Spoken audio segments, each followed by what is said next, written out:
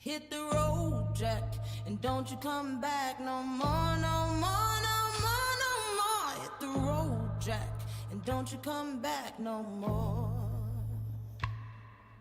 And don't you come back no more.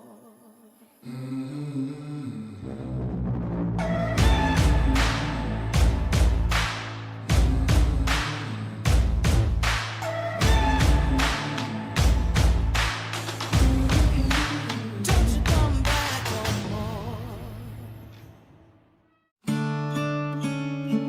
From this day forward, I promise you these things. I will love you in times of joy and comfort you in times of sorrow. I will listen to you with compassion and understanding.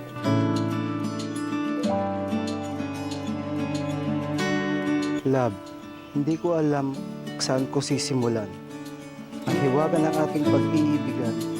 Pero sa oras na ito, tayo'y magiging isa na. Gusto ko lang malaman mo na paka-iibigin kita, aalagaan, at iingatan ka. Matagal kami hindi nagkita, pero bago ako nag-abroad, bali meron siyang short relationship. I will help you when you need it, and step aside when you don't. Happy wedding, Kuya Ronald and Ate Annie!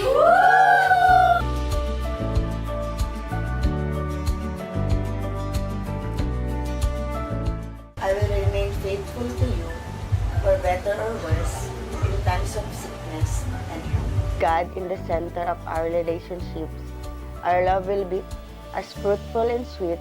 I love you with all.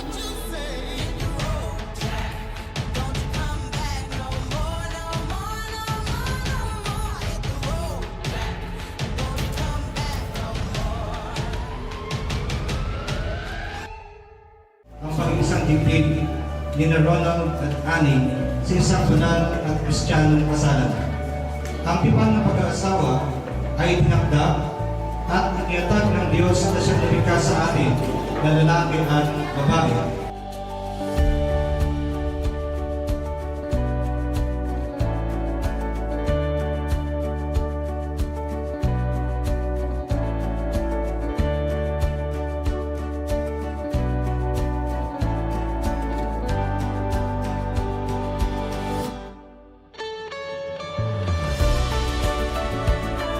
Mamuhay na magkasama ayon sa tinakda ng banal na matrimonyo.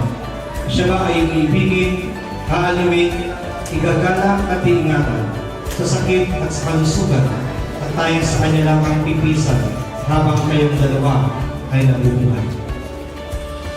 Ang belo ay sagisag ng pagiging isa ng dalawa sa pagbubuo ng isang pamilya. Ang bigay sa sagisag ng isang relasyon walang patid tulad ng isang matibay ng kondo na hindi napapatid.